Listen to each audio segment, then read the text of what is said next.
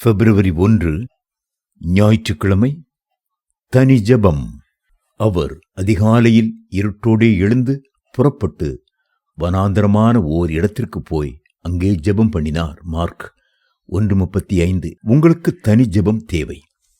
தேவனோடு கூட தனிப்பட்ட முறையிலே ஆழமான உறவு தேவை. கிறிஸ்துவோடு கூட மேன்மையான ஐக்கியம் தேவை. ஆகவே இந்த மாதம் முதல் உங்களுடைய தனிப்பட்ட ஜெப நேரத்தை அதிகப்படுத்துங்கள்.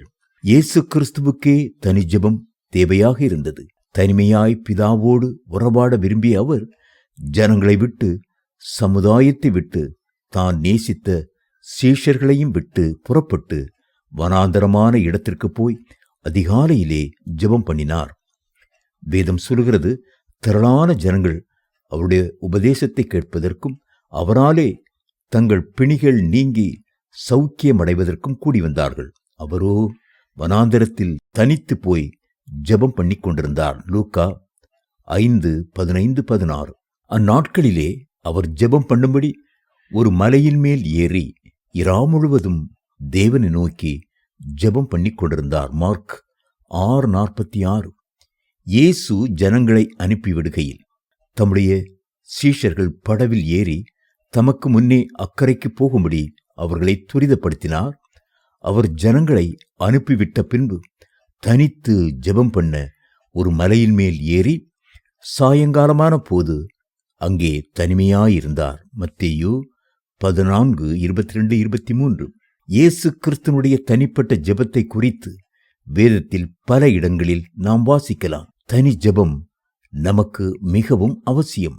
உள்ளான மனுஷனிலே பலன் கொள்ள தனி ஜெபம் மிகவும் அவசியம். ஒரு நாளின் ஆரம்பத்திலே தேவனோடு தனிப்பட்ட முறையிலே உறவாடுகிறவர்கள் தேவனுடைய ஆலோசனையை பெற்றுக்கொள்வதுடன் அந்த நாளை சந்திக்க தேவையான சத்துவத்தையும் பலனையும் பெற்று அதனை வெற்றியோடு முடிக்கிறார்கள். இன்று அநேகர் பொதுக்கூட்டங்களிலும் ஆலய ஆராதனைகளிலும் மற்றவர்களோடு இணைந்து ஜெபிக்கிறார்கள். ஆனால் தனிப்பட்ட முறையிலே தேவனோடு உறவாடி மகிழ்ந்து ஜெபிக்க அவர்களால் முடியவில்லை. இதனால் நாட்கள் செல்ல செல்ல அவருடைய வாழ்க்கையில் சோர்வும் தடுமாற்றங்களும் தோல்விகளும் ஏற்பட்டு விடுகின்றன. தானியேல் பலமுறை தன்னுடைய சிநேகிதர்களோடு இணைந்து ஜெபித்ததுடன் தனிப்பட்ட ஜெபத்திற்கு மிகவும் முக்கியத்துவம் கொடுத்ததையும் வேதத்தில் காண்கிறோம். வேதம் சொல்கிறது, தானியேலோ வென்றார். அந்த பத்திரத்துக்கு கையெழுத்து வைக்கப்பட்டதென்று அறிந்த போதிலும் தன் வீட்டுக்குள்ளே போய் தன் மேல் அறையிலே எருசலேமுக்கு நேராக பலகணிகள் திறந்திருக்க அங்கே தான் முன் செய்து வந்தபடியே தினமும் 3 வேளையும் தன் தேவனுக்கு முன்பாக முழங்காற்படியிட்டு ஜெபம் பண்ணி ஸ்தோத்திரம் செலுத்தினான். தானியேல் 6:10. தேவ பிள்ளைகளே, ராஜாதி ராஜாவை ஒவ்வொரு நாள் அதிகாலையிலும் தனிமையிலே சந்திக்க தீர்மானம் எடுத்துக்கொள்ளுங்கள்.